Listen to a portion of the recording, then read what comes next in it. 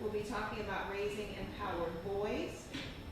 On the first session that we had in October, we talked about brain development and the difference between the male brain and the female brain, and why we are a single gender school. And so we're also in the process of establishing a parent association. And the lady who is in charge of that, she was here at this morning's session. And so Mrs. Henry will be able to answer more questions. If you have any questions about that, she'll be able, when she comes in, to answer those questions. We also have a reward card, which you'll be bringing. So when you come to a certain number of meetings, just like, sometimes if you go to different places like Rita's or things like that, they punch your card after coming to a certain number, and then your name will be entered into a raffle. And then we know how Mr. Evans likes to give away prizes, so that'll be that's what the reward card as you see. And so, like I said, I am a doctor of clinical psychology. I'm here on Tuesday, Wednesday, and Thursday throughout the year.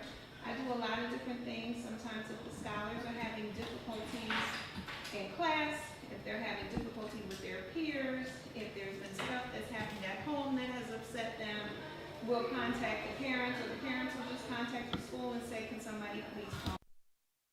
And so we have a school counselor here at SLA, Ms. Roshai, Friday, Wednesday, and Thursday for any additional assistance that might be needed. So, any questions so far before we jump into the workshop? Say it again. We will be finished by 3:55 in time for school when the school gets out. Okay? And so, yes. Okay. As far as the scholars, do you want them to catch the bus? Do you want them to take my daughter? I want to pick her up. Okay, did you let the front office know that yet? Not yet. Okay, go ahead and let the front office know before we start. What we did in the session, you can do it on the website. So I wanted to welcome you here. I don't know if Dr. Rawls what he discussed already, but I wanted to welcome you both here. And you too, I didn't see you over there, I'm sorry. To welcome you here today. Last month we had a workshop some of you may have attended. It was about how boys and girls learn differently, developmental differences for boys and girls. And this month we are focusing specifically on our girls. And in December we'll be focusing on our boys. So we'll have a sign-up sheet if you'd like to attend the boys workshop that we'll be doing December 2nd.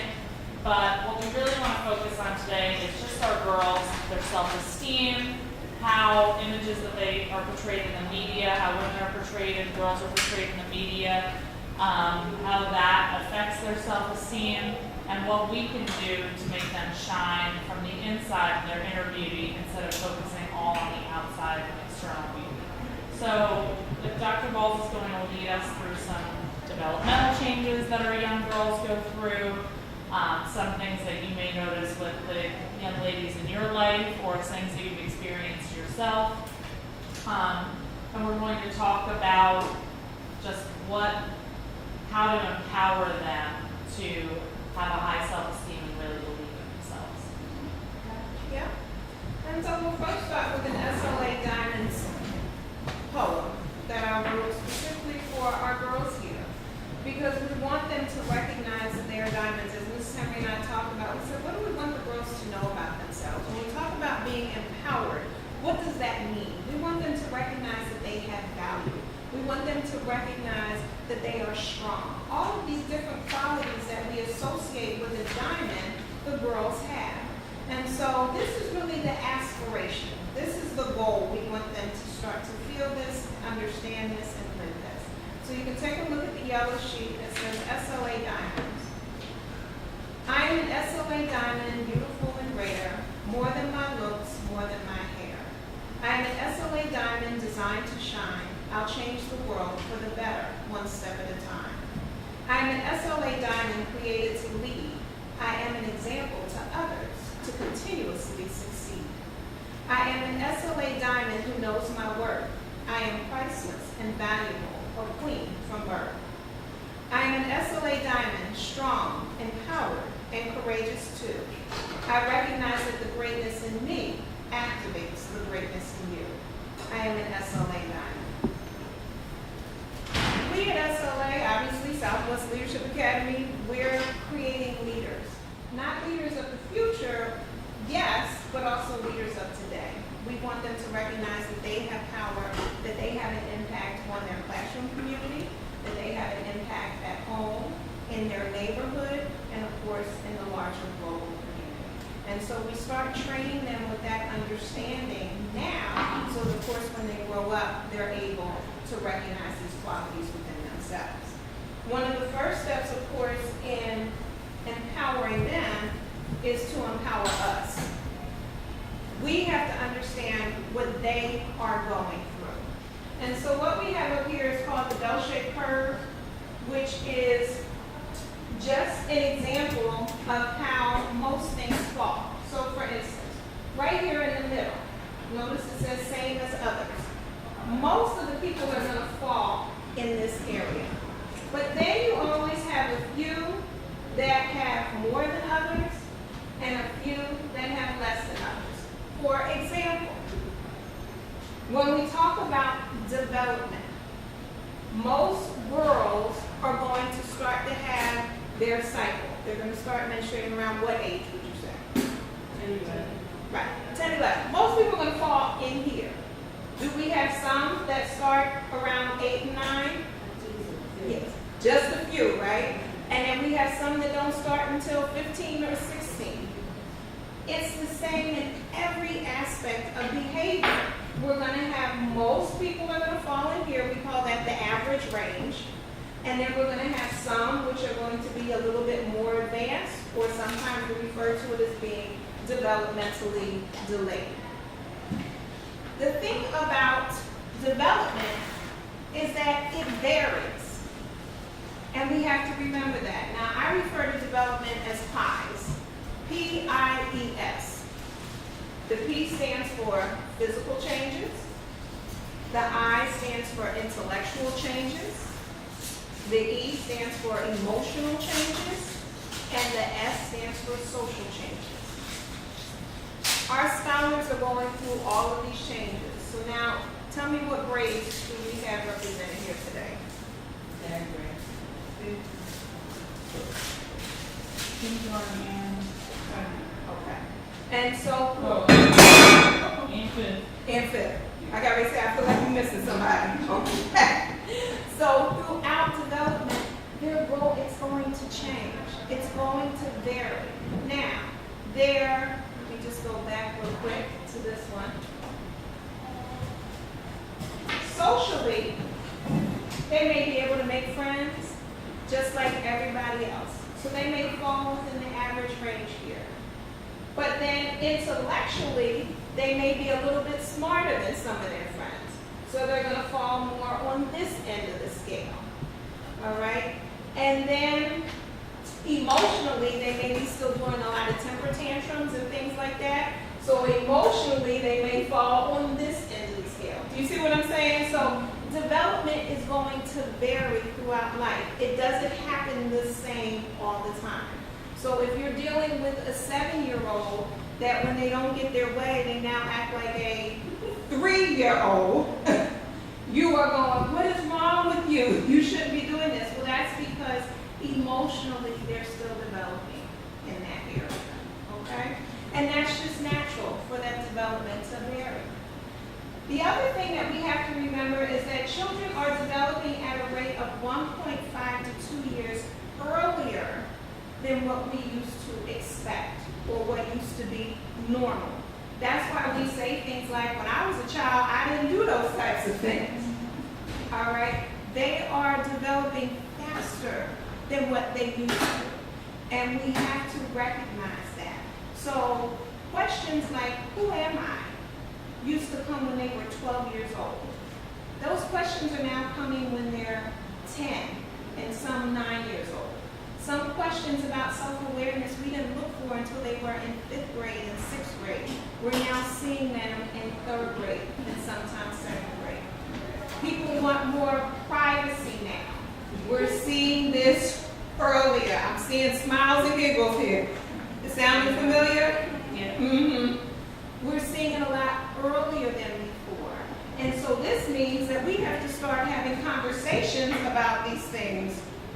earlier than before. Crushes that we many times didn't see until maybe about 5th grade, 6th grade. We're starting to see in 2nd grade and 3rd grade. Oh, he's so cute, and bat in their eyes, and these little flirting things are happening. They talk about having boyfriends. We weren't expecting those things, but the reality is they're happening now. So we have to empower ourselves by knowing that it's happening now. And when they start to display these behaviors, we can start to have these conversations with them. And what are the conversations? You start to instill the values that you want for them. And sometimes people say, oh, but it's too early, that's my baby, they're only this age. But emotionally, they've already started experiencing these things on the inside.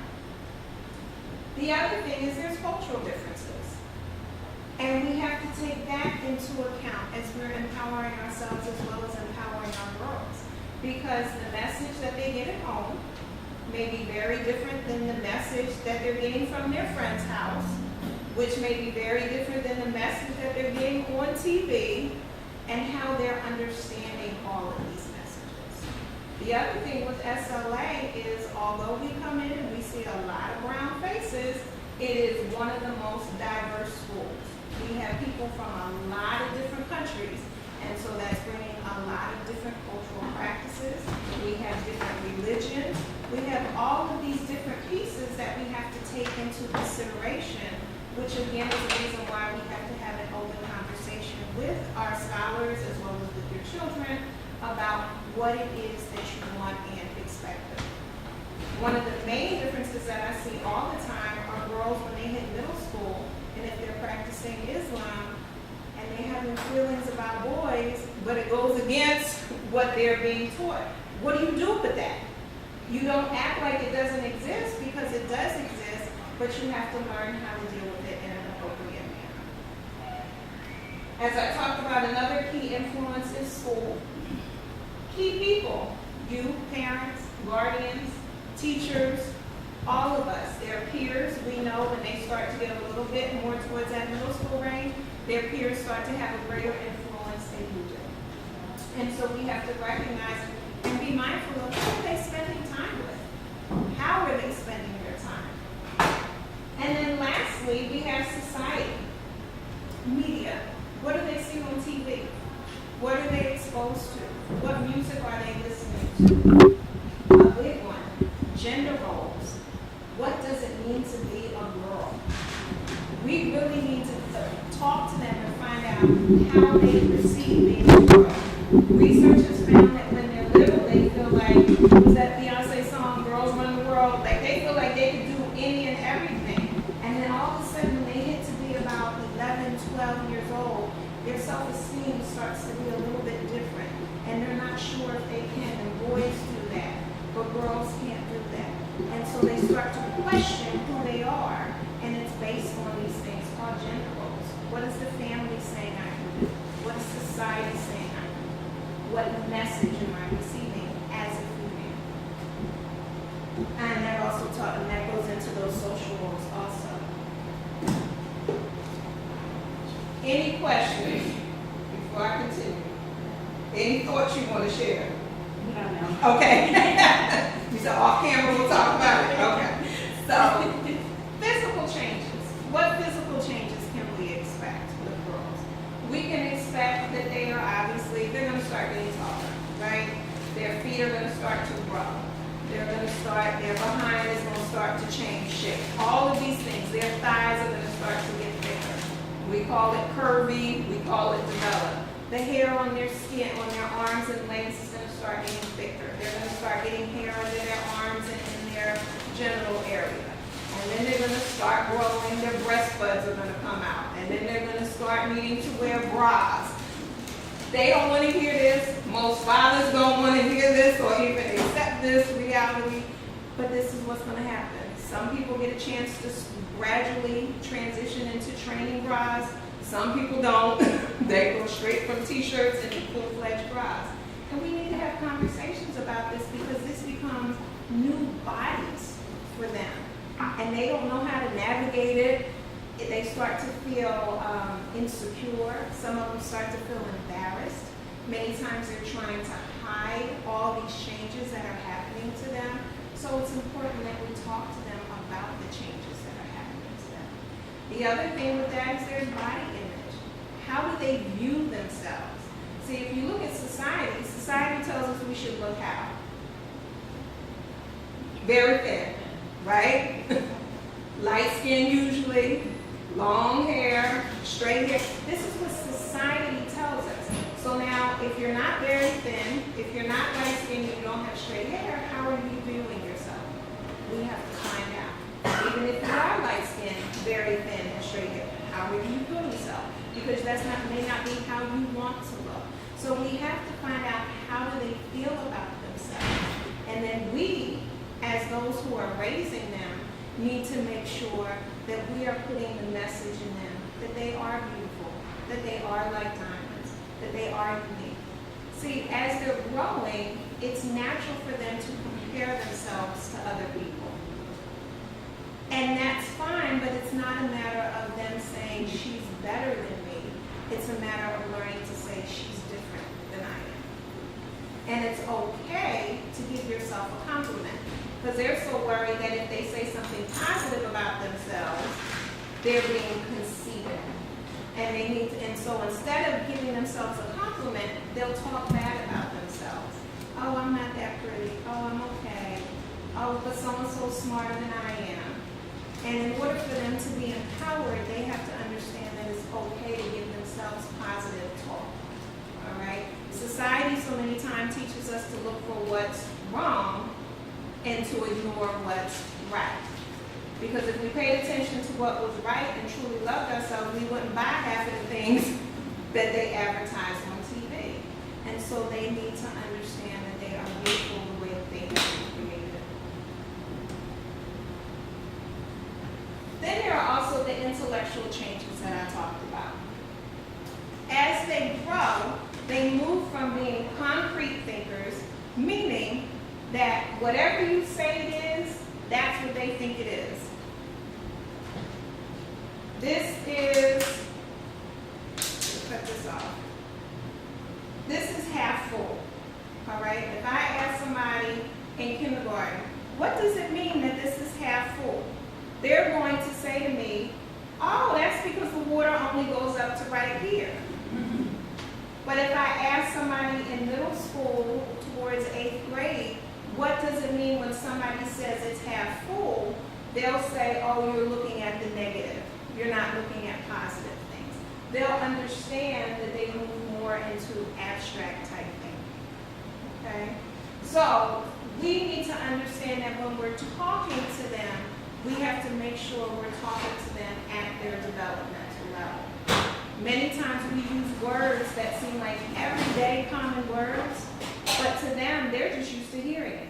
A perfect example is I went into the first grade classroom last year, and one little person kept saying, that's inappropriate.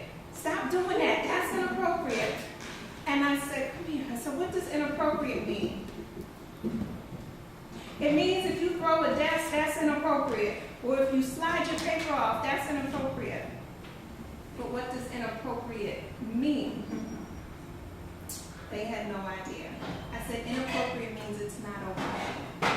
So I have to explain it on a level that they'll understand. And many times, like I said, we'll use words regularly, but they don't fully understand the words we're using. So we have to check in with them. I ask them all the time. I'll explain something to them, and then I'll say, now what did you understand from that? Because how many times do you ask them, did you hear what I said? Do you understand what I said? Tell me what I said. They haven't fully understood it. So we have to make sure that we're talking to them on their proper development level. There's also consequential thinking and problem solving and decision making.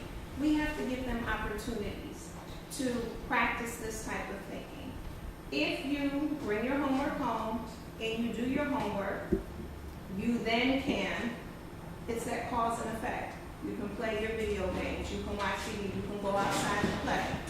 If you don't do your homework, then the consequence is you cannot go outside and play.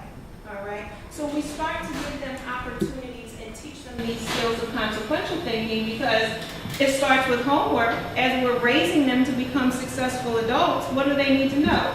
If you go to work, you will get paid. If you don't go to work, you will get fired.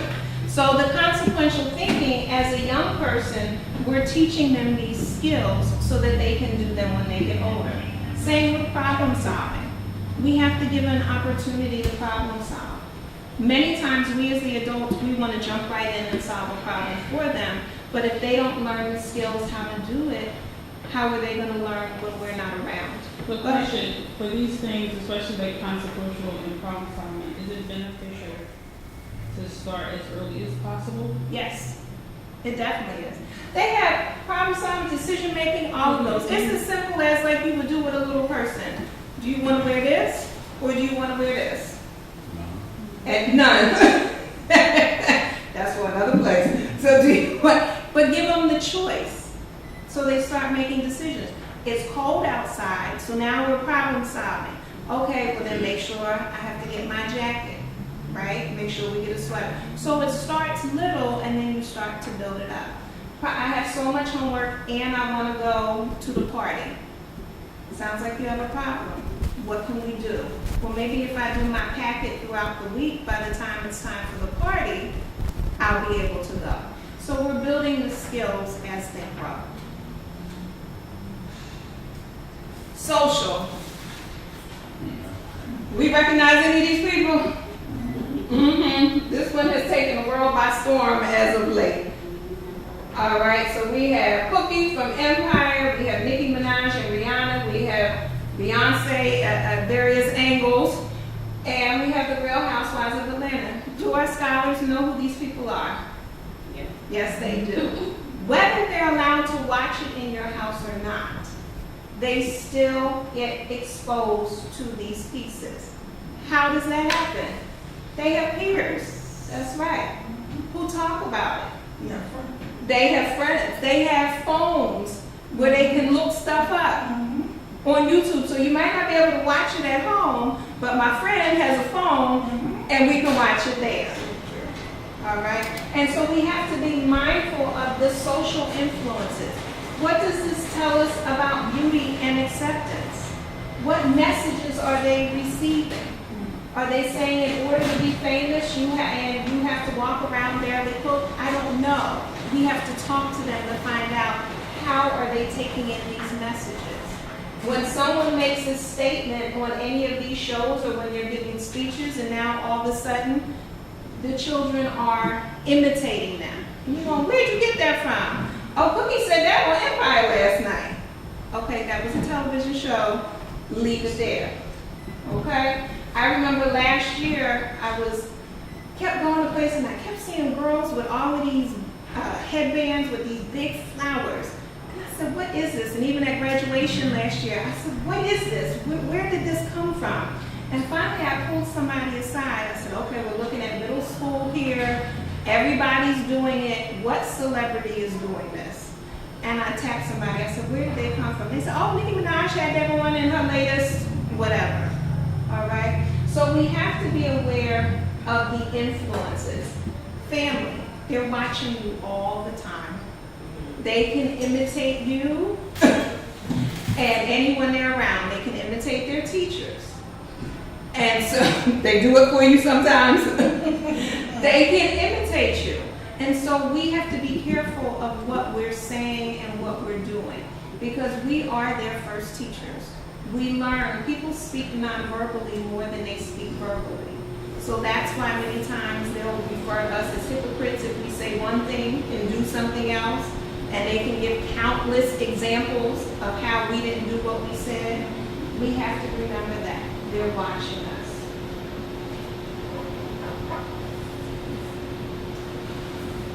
So now, what is self-esteem? When we talk, it's one of those words that we use all the time, but what does it really mean? Obviously, when we're talking about self, we're talking about me, the person. All right, so now the focus needs to be on myself. When we talk about esteem, We're talking about things that we find valuable, things that we regard as high or favorably, something that we look at with admiration. And so now it's learning how to look at ourselves that way. It's learning how that we are things that are considered valuable, and we should treat ourselves as such. And if we are going to recognize our value, then there's certain positions we're not going to put ourselves in. And so we have to encourage our daughters to understand how valuable they are. And this is why we went with the SLA diamonds. Because the reality is, what do we know about diamonds? They're rare. They're rare. What else? They're precious. They're precious. Everybody wants it. Everybody wants one. And everyone is different. Beautiful. Each one is unique, right? But they're all beautiful. And so they need to understand that they are like diamonds. We also know diamonds are one of the strongest gems out there. You can cut glass. All right? So we need to know that they need to know how to use these qualities, these diamond-like qualities, as we would say with a superhero, for good. Okay? I often choose to use the phrase self-worth instead of self-esteem, because we can think about those things that we consider to have high worth. Cars. When somebody gets a new car, you ever go to a parking lot and they park their car far away, on an angle, so nobody will touch it. They value that. We know they value it. You get a new pair of shoes, it looks like it's going to rain, you put that new pair of shoes either in a bag or you leave them at home. Why? Because you value them. So you don't put these items in certain situations. You also don't allow certain people to hold them. I remember when I first got my phone, and somebody said, "Can I see your phone?" I said, "Yeah." See? Right? And they said, "Well, can I hold it?" No. Why? Because I value it. And I just don't trust your slippery hands at the moment.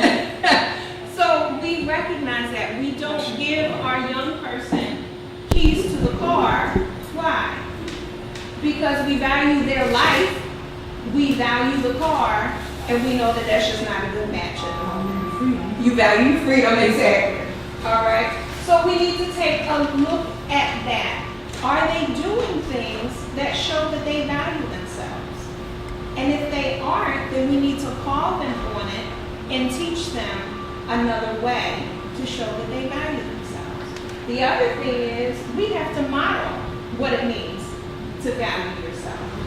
They're looking at us all the time. So do you value yourself? Do you have healthy relationships?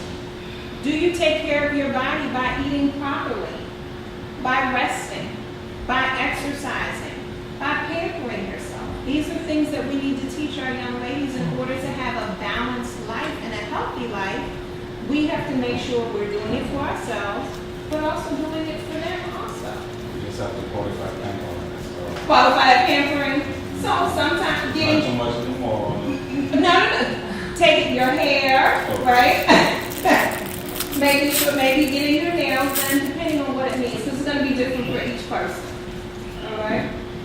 And then putting substances in your body that are positive and healthy, not exposing them to secondhand smoke and opportunities to put unhealthy things in their body.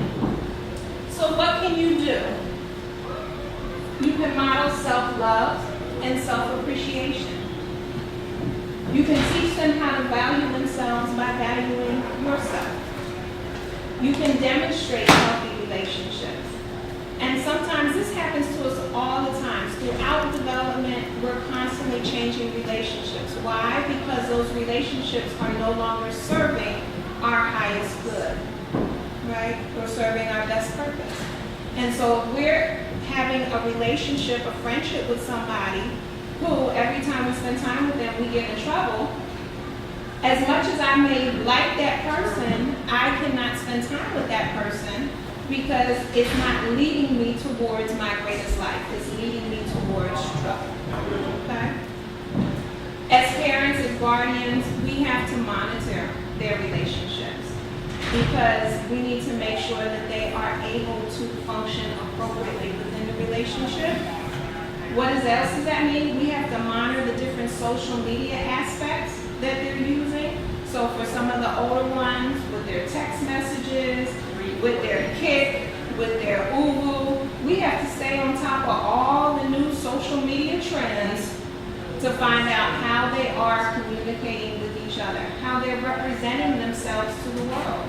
As I work with some of the girls, they will often say, oh, well, I just said it. I didn't really want to do it. I said, but you understand that when that person steps to you and says, well, you said you would do all of this here, now what? So at that point, you have to decide that I want to make sure that I am representing myself as a diamond, that I am representing my work at all times. Encourage their leadership abilities. That's one of the reasons why we're here, to develop their leadership abilities at Southwest. So the fact that they are self-aware, they can show self-control, pride, respect, all of these leadership skills, abundant thinking, civic engagement, we have to make sure that we are encouraging them to do these things, to show integrity, to show trust, to show honesty. And sometimes it's hard, but guess what? They're learning how to do it. So I look at all of these skills as if they're muscles. Some muscles are a little bit weaker than others, so what does that mean? We just got to work them out a little bit more to strengthen them. Identify their strengths so that they know what skills they have. And it's beyond their looks. Yes, it's wonderful to tell them that they are beautiful. That is important. That they are pretty. It's also important to tell them that they are kind, that they have a sense of humor, that they are great at sharing, that they are polite. All of these other skills so that they understand the qualities that they have. We also need to let them know what areas they need to work on. So we also look at the fact that we need to identify what their weaknesses are so we can work with them about strengthening those areas. So sometimes you hear people say they're impulsive. What does that mean? You just need to work on self-control. And I need to give you opportunities to work on self-control. Encourage healthy communication with you and others you talked about. Remind yourself of your worth and remind them of their worth. And then praise and celebrate their accomplishments. That part is so important because so many times we will punish them when they don't do the right thing. And when they do the right thing, we'll say, well, that's what they were supposed to do anyway. So that's not even, that's not balanced. So we have to make sure that we praise them for that when they do the right thing. So now, in front of you, you have a blue diamond. When we think of diamonds, you've already said some of the words. You think precious, you think rare, you think valuable, you think unique.